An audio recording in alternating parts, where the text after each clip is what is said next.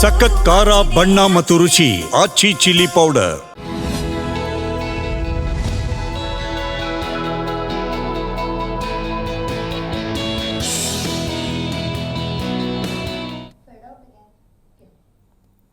Hello ನಮಸ್ಕಾರ. Big boss ಕತೆ ನಮ್ಮ ಜೊತೆ ವಿಶೇಷ ಕಾರ್ಯಕ್ರಮಕ್ಕೆ ಸ್ವಾಗತ. ನಾನು ತೇಜಸ್ವಿನಿ.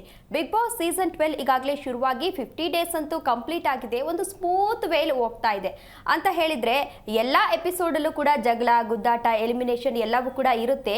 ಈಗ ಮತ್ತೊಂದು ವಿಶೇಷತೆ ಏನು ಅಂತ ಅಂದ್ರೆ ಬಿಗ್ ಬಾಸ್ ಸೀಸನ್ 11ನ ಕೆಲವೊಂದಷ್ಟು ಕಂಟೆಸ್ಟೆಂಟ್ಗಳು ಸೀಸನ್ 12ಗೆ ಆಗಮಿಸಿದ್ದಾರೆ. ಅದು ಒಂಥರ ವಿಶೇಷತೆ ಅಂತ ಹೇಳಬಹುದು. ಅದರ ಜೊತೆಗೆ ಜಗಳ, ಗುದ್ದಾಟ ಎಲ್ಲವೂ ಕೂಡ ಆಗ್ತಾ ಇದೆ. ಈಗ ಮತ್ತೊಂದು ವಿಚಾರ ಏನು ಅಪ್ಪ ಅಂತ ಅಂದ್ರೆ ನಿನ್ನೆಯ ವಿಶೇಷತೆ ಏನು, ನಿನ್ನೆ ಎಪಿಸೋಡ್ ಹೇಗಿತ್ತು, ಜನರ ರೆಸ್ಪಾನ್ಸ್ ಹೇಗಿದೆ, ಈ ಎಲ್ಲ ವಿಚಾರದ ಬಗ್ಗೆ ಇವತ್ತು ಮಾತನಾಡ್ತಾ ಹೋಗೋಣ. ಇದೇ ಈ ಹೊತ್ತಿನ ವಿಶೇಷ ಬಿಗ್ ಬಾಸ್ ಕತೆ ನಮ್ಮ ಜೊತೆ.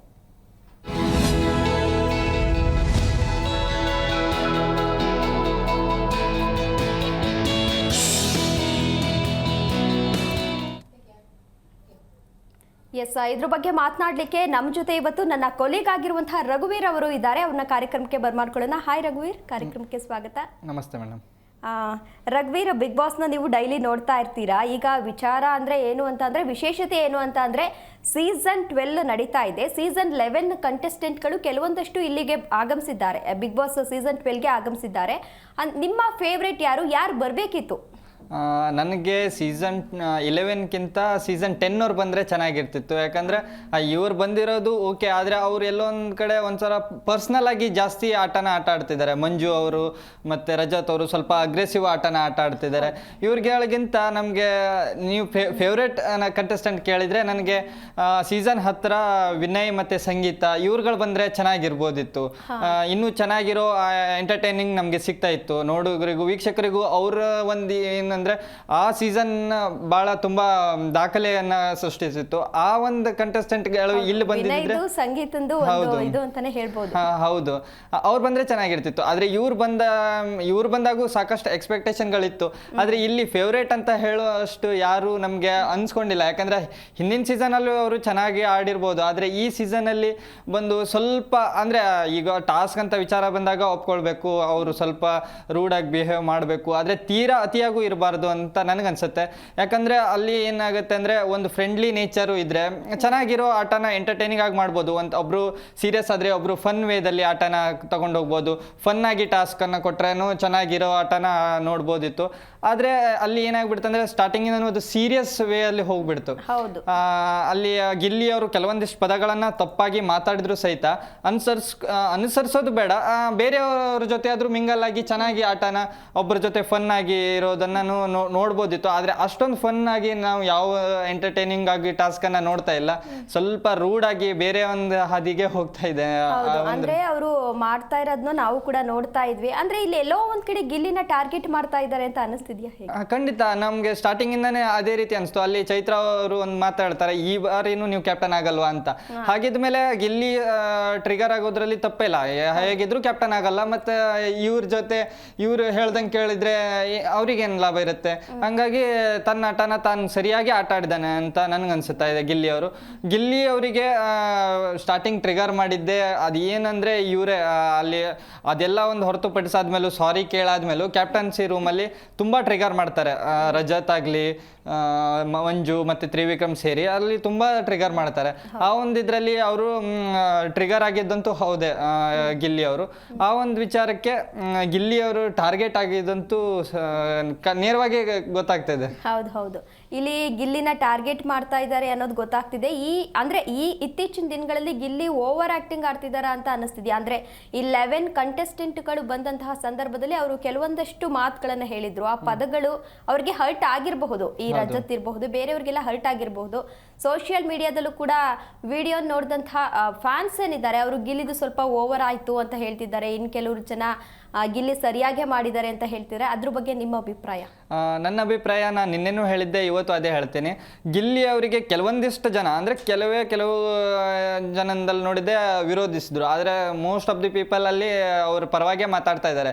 ಯಾಕಂದ್ರೆ ಅಲ್ಲಿ ಆಗಿರೋದು ಈಗ ಏನಾಗಿಬಿಡುತ್ತೆ ಅಂದ್ರೆ ಗಿಲ್ಲಿ ಅವರು ಅಲ್ಲಿ ತುಂಬಾ ಓವರ್ ಆಕ್ಟಿಂಗ್ ಅಂತೂ ನಮ್ಗೆ ಎಲ್ಲೂ ಅನಿಸ್ತಿಲ್ಲ. ಯಾಕಂದ್ರೆ ಸೀಸನ್ ಸ್ಟಾರ್ಟ್ ಆಗಿದ್ದಾಗಿಂದಲೂ ನೋಡ್ತಾ ಇದೀವಿ ಅವ್ರು ಮಾಡ್ಕೊಂಡು ಬರ್ತಿರೋದೇ ಹೀಗೆ ಅವ್ರ ಆಟ ಆಡ್ಕೊಂಡು ಬರ್ತಾ ಇದ್ದಾರೆ. ರಜತ್ ಅವರು ಮತ್ತೆ ಮಂಜು ಅವರು ಅಲ್ಲಿ ಅವರಿಗೆ ಒಂದು 2 ಪದಗಳನ್ನ ಉಪಯೋಗಿಸಿದ್ದಾರೆ, ಅದು ತಪ್ಪು. ಅದನ್ನ ನಾವು ಯಾವತ್ತೂ ಜಸ್ಟಿಫಿಕೇಶನ್ ಮಾಡಕ್ ಆಗೋದಿಲ್ಲ, ಅದನ್ನ ನಾವು ಸಪೋರ್ಟ್ ಮಾಡೋಕ್ಕೂ ಆಗಲ್ಲ. ತಪ್ಪನ್ನ ಮಾತಾಡಿದ್ದಾರೆ, ತಪ್ಪಂತ ಮಾತಾಡಿದ್ರು, ತೀರಾ ತಪ್ಪಂತ ನಾವು ಅದು ಹೇಳಕ್ ಬರಲ್ಲ. ಫನ್ ಅಲ್ಲಿ ಅದೇ ರೀತಿ ಮಾತುಗಳು ಬರ್ತವೆ, ಅಂದ್ರೆ ಕಾಮಿಡಿಯಾಗಿ. ಆದ್ರೆ ಅದು ಆಪೋಸಿಟ್ ಪರ್ಸನ್ ತಗೊಳ್ದೆ ಇಲ್ದಾಗ ಅದು ತೀರಾ ತಪ್ಪಾಗತ್ತೆ. ಅದು ಗಿಲ್ಲಿ ಅವ್ರು ನೋಡ್ಕೊಬೇಕಿತ್ತು ಯಾರ ಹತ್ರ ಏನ್ ಮಾತಾಡ್ಬೇಕು ಅಂತ. ಅದು ಏನಂದ್ರೆ ಟಾಸ್ಕ್ ಅಂತ ವಿಚಾರ ಬಂದಾಗ ಎಲ್ಲರದ್ದು ಮನಸ್ಥಿತಿ ಒಂದೇ ತರ ಇರಲ್ಲ, ಬೇರೆ ಬೇರೆ ಮನಸ್ಥಿತಿನೂ ಇರುತ್ತೆ. ಹೌದು, ಅದೇ ಆ ಒಂದು ರೀತಿಯಲ್ಲಿ ಗಿಲ್ಲಿ ಅವರು ಅದನ್ನ ನೋಡ್ಕೊಂಡಿದ್ದಿದ್ರೆ ಎಲ್ಲೋ ಒಂದ್ ಕಡೆ ಗಿಲ್ಲಿ ಅವರು ಇಷ್ಟೊಂದು ಟಾರ್ಗೆಟ್ ಅನ್ನ ಅನುಭವಿಸ್ತಾ ಇರ್ಲಿಲ್ಲ. ಆದ್ರೆ ನೆಕ್ಸ್ಟ್ ಏನಾಯ್ತಲ್ಲ ಅದಷ್ಟು ಎಂಟರ್ಟೈನಿಂಗ್ ಆಗಿ ಹೋಗ್ಬೇಕಾಗತ್ತೆ. ಈಗ ಗಿಲ್ಲಿ ಅವರು ಬಂದಿರೋದೇ ಒಂದು ಕಾಮಿಡಿ ಫೀಲ್ಡ್ ಇಂದ ಬಂದ್ಮೇಲೆ ಅವ್ರು ಮಾಡ್ಬೇಕಾಗಿರೋದು ಕಾಮಿಡಿನೇ. ಅಲ್ಲಿ ನಾವು ನಿನ್ನೆನೂ ನೋಡಿದ್ವಿ, ಸಾಕಷ್ಟು ಬಾರಿ ಅವ್ರು ಏನೇ ಮಾಡಿದ್ರು ಅದಕ್ಕೆ ತೀರಾ ರಿಯಾಕ್ಟ್ ಆಗ್ಬಿಡೋದು, ಕುರ್ಚಿ ಎತ್ತೆಸೆಯೋದು, ಅವೆಲ್ಲ ರೀತಿ ಸರಿಯಲ್ಲ ಮಂಜು ಅವರಿಂದ. ಇದನ್ನ ನಾವು ಎಕ್ಸ್ಪೆಕ್ಟೇಷನ್ ಮಾಡಿಲ್ಲ. ನಮ್ಗೆ ಗೊತ್ತಿದೆ ಮಂಜು ಅವರಿಗೆ ಹರ್ಟ್ ಆಗಿದೆ, ಅವ್ರಿಗೆ ಪದ ಬಳಸಿರೋದು ಮದುವೆ ವಿಚಾರದಲ್ಲಿ ಬಳಸಿರೋದಾಗಿರ್ಲಿ, ಮತ್ತೆ ಅದಂತ ಅವ್ರಿಗೊಂದು ಟಾಸ್ಕ್ ಕೊಟ್ಟಿರ್ತಾರೆ ರೋಸ್ಟ್ ಮಾಡೋದಂದ್ರೆ ಅದೇ ರೀತಿಯಾಗಿ ಇದು ಮಾಡ್ತಾರೆ. ಆದ್ರೆ ಗಿಲ್ಲಿ ಅವರು ಒಂದು ಸ್ವಲ್ಪ ಅವ್ರ ಬೌಂಡ್ರಿನ ಅವ್ರು ಸೆಟ್ ಮಾಡ್ಕೊಂಡು ಕಾಮಿಡಿ ಮಾಡಿದ್ರೆ ಇನ್ನೂ ಚೆನ್ನಾಗಿರ್ತಿತ್ತು. ಆದ್ರೆ ಆ ರೋಸ್ಟ್ ಅನ್ನು ಸಹಿತ ಈಗ ಸ್ಪೋರ್ಟ್ಸ್ ಮ್ಯಾನ್ ಸ್ಪಿರಿಟ್ ಆಗಿ ತಗೊಂಡಿದ್ದಿದ್ರೆ ರಜತ್ ಅವರು ಮಂಜು ಅವರು ಇವರು ಸ್ಪೋರ್ಟ್ಸ್ ಮ್ಯಾನ್ ಸ್ಪಿರಿಟ್ ಆಗಿ ತಗೊಂಡಿದ್ದಿದ್ರೆ ಏನೋ ಒಂದು ಟಾಸ್ಕ್ ಬರದಲ್ಲಿ ಹೇಳಿದ್ದ ಅಂತ ಹೇಳಿ ಟಾಸ್ಕ್ ಅಲ್ಲಿ ಆ ವಿಚಾರ ಬಿಟ್ಟಿದ್ದಿದ್ರೆ ಚೆನ್ನಾಗಿ ಆ ಆಟನೂ ಕಂಟಿನ್ಯೂ ಆಗ್ತಿತ್ತು. ಅದನ್ನ ಅವರು ಸ್ವಲ್ಪ ಡ್ರ್ಯಾಗ್ ಮಾಡಿದ್ರು. ನಾವು ಇಲ್ಲೂ ಒಂದು ಮಾತು ಹೇಳ್ತಾ ಇದ್ದೀನಿ, ಗಿಲ್ಲಿದೆ 100% ಸರಿ ಅಂತ ನಾನು ಹೇಳ್ತಾ ಇಲ್ಲ, ಗಿಲ್ಲಿದು ತಪ್ಪಿದೆ. ಆದ್ರೆ ಅದನ್ನ ಇವರು ಅಪೋನೆಂಟ್ ಆಗಿ ಇರೋ ತ್ರಿವಿಕ್ರಮ್ ಮತ್ತೆ ರಜತ್ ಮತ್ತೆ ಮಂಜು ಅವರು ಸ್ವಲ್ಪ ಅವರನ್ನ ಟಾರ್ಗೆಟ್ ರೀತಿ ಮಾಡಿದ್ದು ಸರಿ ಅನ್ಸಿಲ್ಲ. ಆ ಒಂದು ವಿಚಾರದಲ್ಲಿ ಇವರು ಟ್ರಿಗರ್ ಆಗೋದಂತೂ ಖಂಡಿತ ಆದ್ರು. ಆ ಒಂದು ವಿಚಾರದಲ್ಲಿ ಗಿಲ್ಲಿ ಅವರು ತೀರಾ ತಪ್ಪಂತ ಹೇಳಕ್ ಹೋಗ್ತಾ ಇಲ್ಲ. ರಘುವೀರ್, ಈಗ ನಾವು ಎಂಟರ್ಟೈನ್ಮೆಂಟ್ ಟಾಸ್ಕ್ ವಿಚಾರಕ್ಕೆ ಬಂದ್ರೆ ಇಲ್ಲಿ ಎಂಟರ್ಟೈನ್ಮೆಂಟ್ ನಿಮ್ಗೆ ಯಾರ್ದು ಇಷ್ಟ ಆಯ್ತು? ನೀನೆ ಚೆನ್ನಾಗಿ ಎಂಟರ್ಟೈನಿಂಗ್ ಮಾಡಿದ್ರು ಮನೆಯವರೆಲ್ಲರೂ ಸೇರಿ. ಗಿಲ್ಲಿ ಅವ್ರದ್ದು ಮತ್ತೆ ಅಶ್ವಿನಿ ಅವ್ರ ಆಂಕರಿಂಗ್ ಚೆನ್ನಾಗಿತ್ತು. ಫಸ್ಟ್ ಟೈಮ್ ನಾವು ನಿನ್ನೆ ಎಪಿಸೋಡ್ ಇಂದ ಅಶ್ವಿನಿ ಅವರಿಗೆ ತುಂಬಾ ಅವ್ರ ಆಟನೂ ಚೆನ್ನಾಗಿದೆ, ಲೈಕ್ ಮಾಡಕ್ ಶುರು ಮಾಡಿದ್ವಿ. ಕೆಲವೊಂದಿಷ್ಟು ಸೋಷಿಯಲ್ ಮೀಡಿಯಾದಲ್ಲೂ ನೋಡಿದ್ದೆ, ಅಶ್ವಿನಿ ಅವರಿಗೆ ಪಾಸಿಟಿವ್ ರೆಸ್ಪಾನ್ಸ್ಗಳು ಬರ್ತಾ ಇದ್ದಾವೆ. ಹೀಗೆ ಆಟ ಆಡ್ಕೊಂಡೋದ್ರೆ ಅವ್ರ ಆಟಕ್ಕೂ ಚೆನ್ನಾಗಿರೋ ಒಂದು ಪುಷ್ ಸಿಗುತ್ತೆ. ಅದೇ ರೀತಿಯಲ್ಲಿ ಹೇಳಕ್ ಬಂದ್ರೆ ನನಗೆ ತುಂಬಾ ಇಷ್ಟ ಆಗಿರೋದು ಮಾಳು ಡ್ಯಾನ್ಸ್. ಮಾಳು ಅವ್ರು ಎಷ್ಟು ಚೆನ್ನಾಗಿ ಡ್ಯಾನ್ಸ್ ಮಾಡಿದ್ರಂದ್ರೆ ಎಲ್ಲರೂ ಎದ್ದು ಕುಣಿಯೋ ರೀತಿ ಮಾಡಿದ್ರು. ಅದೇ ರೀತಿ ಸೂರಜ್ ಅವ್ರ ಡ್ಯಾನ್ಸು ಸಹಿತ ಚೆನ್ನಾಗಿತ್ತು, ಧನುಷ್ ಅವ್ರದ್ದು ಚೆನ್ನಾಗಿತ್ತು, ಹುಡುಗಿರು ಮಾಡಿರೋದು ಚೆನ್ನಾಗೇ ಇತ್ತು ಡ್ಯಾನ್ಸು. ಆದ್ರೆ ನನಗೆ ಮತ್ತು ಇಷ್ಟ ಆಗಿರೋದಂದ್ರೆ ರಘು ಅವ್ರ ಡ್ಯಾನ್ಸ್. ಅದೇನು ಪ್ರಾಪರ್ಟಿ ಡ್ಯಾನ್ಸ್ ಇತ್ತಲ್ಲ, ಗಿಲ್ಲಿ ಅವರು ಡ್ಯಾನ್ಸ್ ಅಂತ ವಿಚಾರಕ್ಕೆ ಬಂದಾಗೂ ಅವ್ರು ಎಲ್ಲೂ ಹಿಂದುಳಿಯೋದಿಲ್ಲ. ನನ್ಗೆ ನಿಜವಾಗ್ಲೂ ಇಷ್ಟ ಆಗಿರೋದು ಗಿಲ್ಲಿ ರೋಸ್ಟ್ ಮಾಡೋದೇ ಇಷ್ಟ ಆಗಿತ್ತು. ಆದ್ರೆ ಅದು ಸ್ವಲ್ಪ ತೀರಾ ಪರ್ಸನಲ್ ಆಗಿ ಹೋಗಿರೋದ್ರಿಂದ ನನಗೆ ಮಾಳು ಅವ್ರದ್ದು ಡ್ಯಾನ್ಸ್ ಇಷ್ಟ ಆಯ್ತು ಅಂತ ಹೇಳ್ತೀನಿ. ಹೌದು, ಅದ್ರಲ್ಲೂ ರಘು ಅವರು ಬಾಡಿ ಬಿಲ್ಡರ್ ಆಗಿ ಅಷ್ಟು ಚೆನ್ನಾಗಿ ಡ್ಯಾನ್ಸ್ ಮಾಡಿ ಅಷ್ಟು ಚೆನ್ನಾಗಿ ಎಂಟರ್ಟೈನ್ ಮಾಡಿರೋದು ನಿಜವಾಗ್ಲೂ ಕೂಡ ತುಂಬಾ ಖುಷಿ ಆಯ್ತು. ಇನ್ನು ಬಿಗ್ ಬಾಸ್ ಅಲ್ಲಿ ಈಗ ಸೀಸನ್ 11 ಕಂಟೆಸ್ಟೆಂಟ್ಗಳು ಬಂದಿದ್ದಾರಲ್ಲ, ಅದರಲ್ಲಿ ಮಂಜು ವಿಚಾರಕ್ಕೆ ಬರೋಣ. ಮಂಜು ಅವರು ಚೇರ್ ಅನ್ನ ಬಿಸಾಡಿದ್ರು, ಜೊತೆಗೆ ಸ್ಪಂದನ ಅವರ ಕಿವಿ ಹತ್ರ ಬಂದು ಜೋರಾಗಿ ಕಿರ್ಚಿದ್ರು. ಈ ತರ ಆಡೋದು ಬೇಕಿತ್ತ ಅವರು? ಹೌದು, ಅವ್ರು ಕಳೆದ ಬಾರಿ ಒಂದು ಟಾಸ್ಕ್ ಆಡಿರ್ತಾರೆ, ಅದು ಒಂಥರ ಸ್ವಲ್ಪ ಅಸುರಾಧಿಪತಿ ಟೈಪ್. ಆ ಟಾಸ್ಕ್ ಇಂದ ಅವ್ರು ಹೊರ ಬಂದಿಲ್ಲ ಅನ್ಕೊಂತೀನಿ. ಯಾಕಂದ್ರೆ ಅವರು ಇಲ್ಲಿ ಏನಂದ್ಬಿಟ್ರೆ ಈಗ ಗಿಲ್ಲಿ ಮಾಡೋದು ಇರಿಟೇಟಿಂಗ್ ಅಂದ್ರೆ ಇವರು ಇರಿಟೇಟಿಂಗ್ ಮಾಡ್ತಾ ಇದ್ದಾರೆ. ಇರಿಟೇಟ್ ಮಾಡೋದಾಗಿರ್ಲಿ ಬೇರೆ ಕಂಟೆಸ್ಟೆಂಟ್ಗಳಿಗೆ. ಅಲ್ಲಿ ಅವ್ರ ಏನ್ ಟಾಸ್ಕ್ ಅಲ್ಲಿ ಅವ್ರು ಯಾವ ರೀತಿ ಇರ್ಬೇಕಂದ್ರೆ ಅವ್ರ ಹತ್ರ ಚೆನ್ನಾಗಿರೋ ಕೆಲಸನ ಮಾಡಿಸ್ಕೊಳ್ಬೇಕು.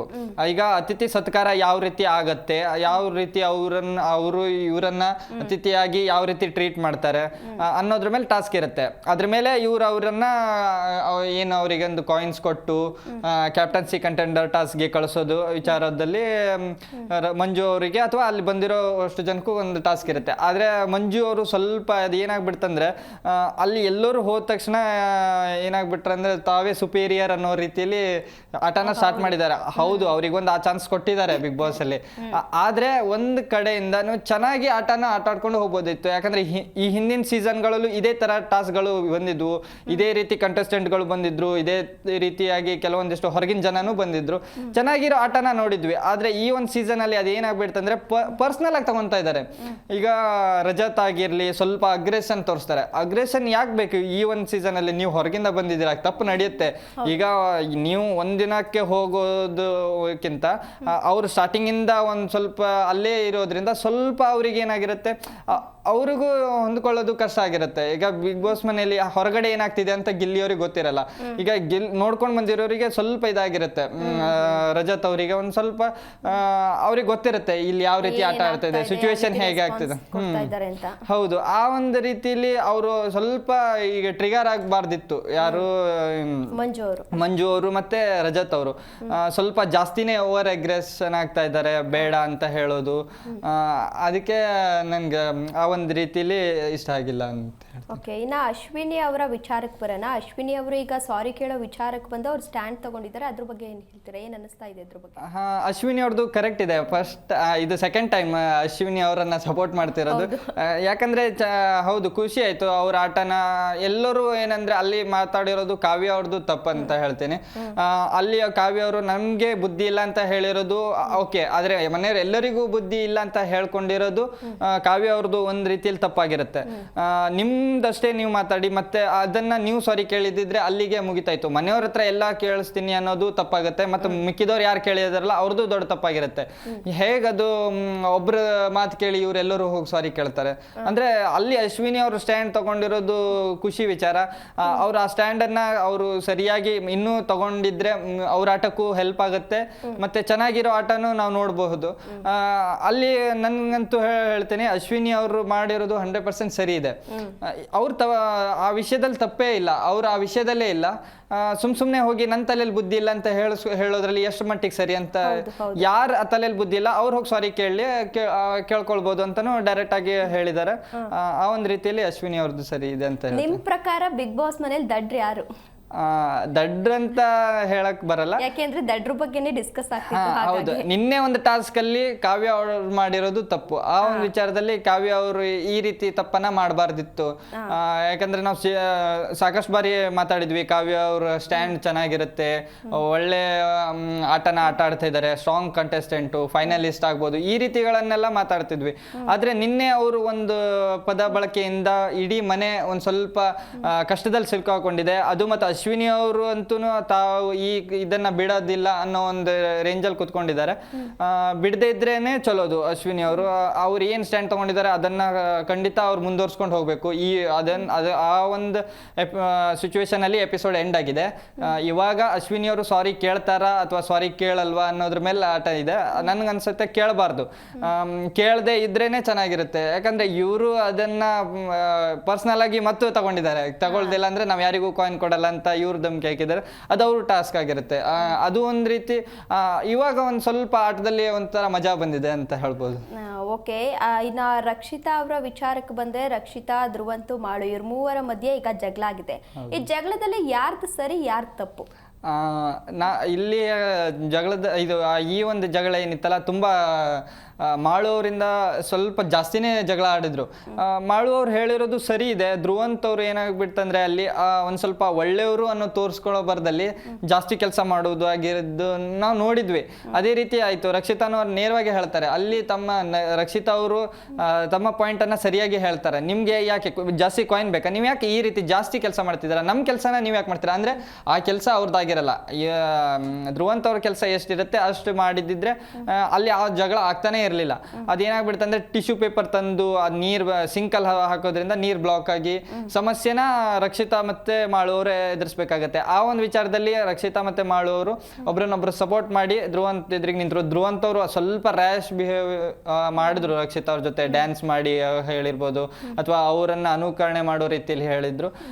ಅದು ಸರಿಯಾಗಿರ್ಲಿಲ್ಲ. ಮತ್ತೆ ರಾತ್ರಿ 4 ಗಂಟೆಗೆ ಆ ಜಗಳ ನಡೆದಿರೋದು. ಅಲ್ಲಿ ಮಾಳು ಅವರು ಮತ್ತೆ ರಕ್ಷಿತಾ ಅವ್ರದ್ದು ಸರಿ ಇತ್ತು ಅನ್ಸುತ್ತೆ. ಇವಾಗ ನಾನು ಒಂದು ಮೊನ್ನೆ ಎಪಿಸೋಡ್ ನೋಡ್ತಾ ಇದ್ದೆ, ಅದರಲ್ಲಿ ಅಶ್ವಿನಿ ಗೌಡ ಅವರು ಹೇಳಿದ್ರು ಏನು ಅಂತಂದ್ರೆ, ನಂದು ಮತ್ತೆ ಜಾನ್ವಿ ಅವರ ಫ್ರೆಂಡ್ಶಿಪ್ ಹಾಳು ಮಾಡ್ಲಿಕ್ಕೆ ನೀ ಸಾಕಷ್ಟು ಬಾರಿ ಟ್ರೈ ಮಾಡ್ದೆ ಅಂತ ಹೇಳಿ ಧ್ರುವಂತ್ ಅವ್ರಿಗೆ ಹೇಳ್ತಾ ಇದ್ರು. ಅದ್ ನಿಜನಾ? ಇಲ್ಲ, ಅದು ನಿಜ ಅಂತ ನಾವು ನೋಡಿಲ್ಲ. ಅಶ್ವಿನಿ ಅವ್ರು ಹೇಳಿದ್ದಾರೆ, ಇವರು ಜಾನ್ವಿ ಮತ್ತೆ ಅಶ್ವಿನಿ ಅವ್ರದ್ದು. ಮತ್ತೆ ಜಾನ್ವಿ ಅವರು ಅದೇ ಒಂದು ವರ್ಡನ್ನು ಯೂಸ್ ಮಾಡ್ತಾರೆ, ಹೌದು ನೀವು ಯಾಕೆ ಅಶ್ವಿನಿ ಅವ್ರು ಹಿಂದೆ ಹೋಗ್ತಿದ್ದೀರಾ, ನೀವೇ ಸ್ಟ್ರಾಂಗ್ ಅಂತ ಮಾಡಿರ್ಬೋದು. ಅದೇ ಧ್ರುವ ಅಂತವ್ರು ಆದ್ರೆ ಹೊಡಿಯೋಕ್ಕಂತೂ ಚಾನ್ಸ್ ಇರಲಿಲ್ಲ. ಅವ್ರು ಟ್ರೈ ಮಾಡ್ಬೋದು ಅಶ್ವಿನಿ ಜಾನ್ವಿ ಅವ್ರನ್ನ ದೂರ ಮಾಡೋಕ್ಕೆ, ಆದ್ರೆ ಅವರಿಂದ ಸಾಧ್ಯ ಅಂತ ಇಲ್ಲ. ಯಾಕಂದ್ರೆ ಅವ್ರಿಬ್ರು ಟೀಮ್ ಆಡ್ಬೇಕಂತ ಮೊದಲೇ ವಾರದಿಂದನೂ ಡಿಸೈಡ್ ಮಾಡಿ ಆಟ ಆಡ್ತಿದ್ದಾರೆ. ಒಳ್ಳೆ ಬಾಂಡಿಂಗು ಬೆಳೆದಿದೆ. ಫ್ರೆಂಡ್ಶಿಪ್ ಅಲ್ಲಿ ಒಬ್ರನ್ನೊಬ್ರ ಬಿಟ್ಟು ಕೊಡ್ತಾ ಇಲ್ಲ. ಮನೆಯಲ್ಲಿ ಅವರು ಗೇಮ್ ಅಂತ ಬಂದಾಗ ಪಾಸಿಟಿವ್ ನೆಗೆಟಿವ್ ಇರ್ಬೋದು, ಆದ್ರೆ ಅವರಿಬ್ರು ಫ್ರೆಂಡ್ಶಿಪ್ ಅಲ್ಲಿ ಒಂದ್ ಸ್ವಲ್ಪನೂ ನೆಗೆಟಿವ್ ಕಾಣಿಸ್ತಿಲ್ಲ. ಒಳ್ಳೆ ಫ್ರೆಂಡ್ಸ್ ಆಗೇ ಇದ್ದಾರೆ ಜಾನ್ವಿ ಅವರು ಮತ್ತೆ ಅಶ್ವಿನಿ ಅವರು. ಆಟ ತಪ್ಪಾಗಿ ಆಟ ಆಡ್ತಿದ್ದಾರೆ, ಅಲ್ಲಿ ಕೆಲವೊಂದಿಷ್ಟು ವಿಷಯದಲ್ಲಿ ಅವ್ರದ್ದು ತಪ್ಪಿದೆ.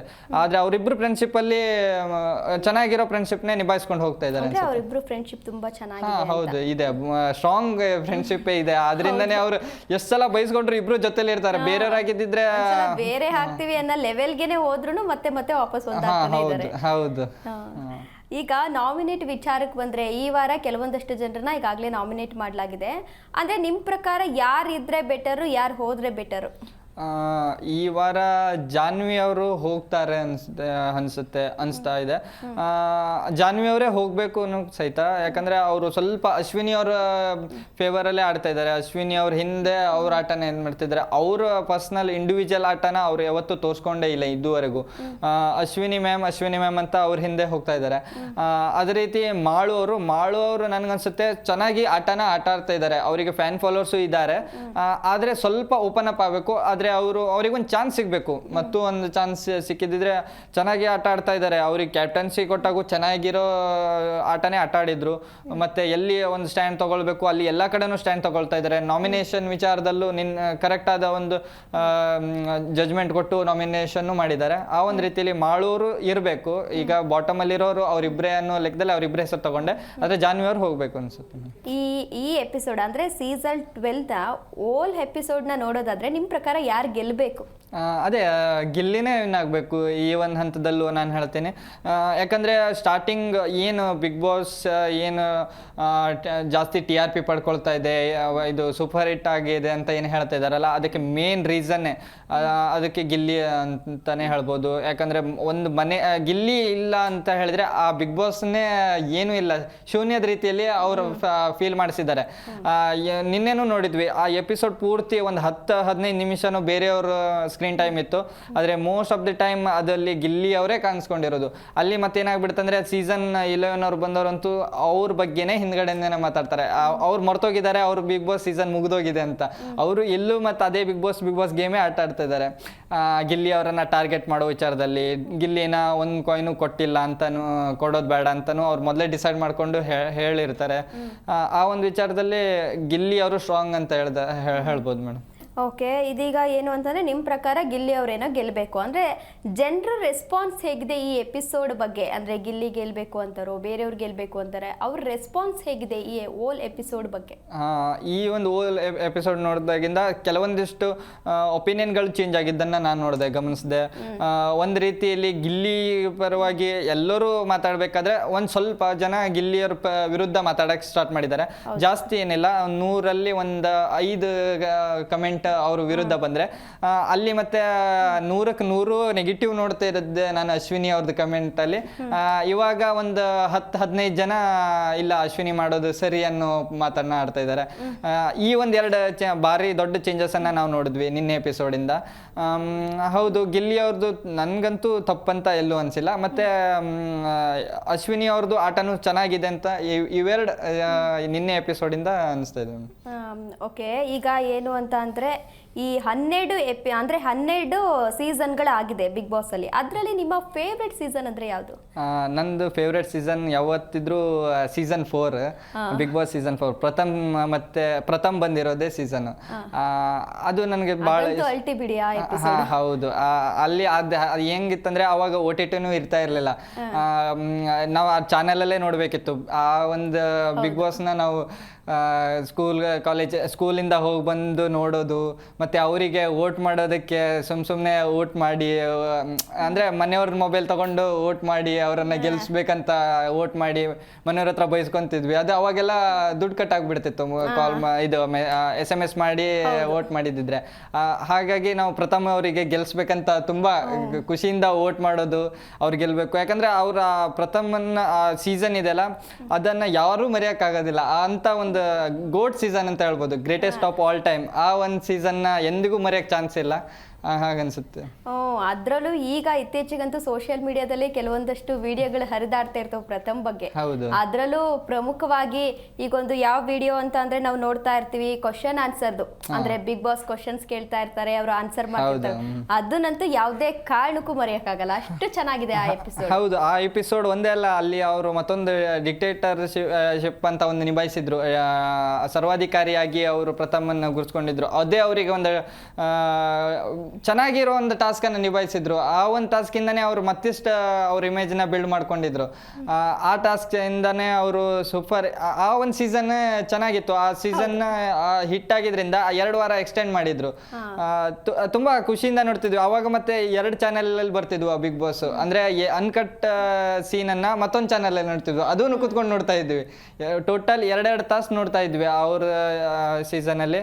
ಅವರು ತುಂಬಾ ಎಂಟರ್ಟೈನಿಂಗ್ ಆಗಿದ್ರು. ಮತ್ತೆ ವೀಕೆಂಡ್ ಅಲ್ಲಂತೂ ಸುದೀಪ್ ಅವ್ರ ಜೊತೆ ಎಷ್ಟು ಮಾತಾಡ್ತಿದ್ರೆ ಅಂದ್ರೆ, ಅತಿ ಹೆಚ್ಚು ಬಾರಿ ಬಿಗ್ ಬಾಸ್ ಸೀಸನ್ ಅಲ್ಲಿ ನಾಮಿನೇಟ್ ಆಗಿರೋ ವ್ಯಕ್ತಿ ಕೂಡ ಅವರೇ. ಆ ಒಂದು ಸೀಸನ್ ತುಂಬಾ ಚೆನ್ನಾಗಿತ್ತು ಅಂತ. ಓಕೆ, ಧನ್ಯವಾದ ರಘುವೀರ್, ಕಾರ್ಯಕ್ರಮದಲ್ಲಿ ಭಾಗಿಯಾಗಿ ನಿನ್ನೆ ಎಪಿಸೋಡ್ ಬಗ್ಗೆ ತುಂಬಾ ಚೆನ್ನಾಗಿ ಮಾತನಾಡಿದ್ರಿ. Thank you. Thank you. ನೋಡಿದ್ರಲ್ಲ ವೀಕ್ಷಕರೇ, ಇದಾಗಿತ್ತು ಇವತ್ತಿನ ಬಿಗ್ ಬಾಸ್ ಅಪ್ಡೇಟ್ಸ್. ಇನ್ನು ಹೆಚ್ಚಿನ ಕಾರ್ಯಕ್ರಮಗಳಿಗಾಗಿ ನೋಡ್ತಾ ಇರಿ ಜಿ ಕನ್ನಡ ನ್ಯೂಸ್, ಸತ್ಯವೇ ಸುದ್ದಿಯ ಜೀವಾಳ.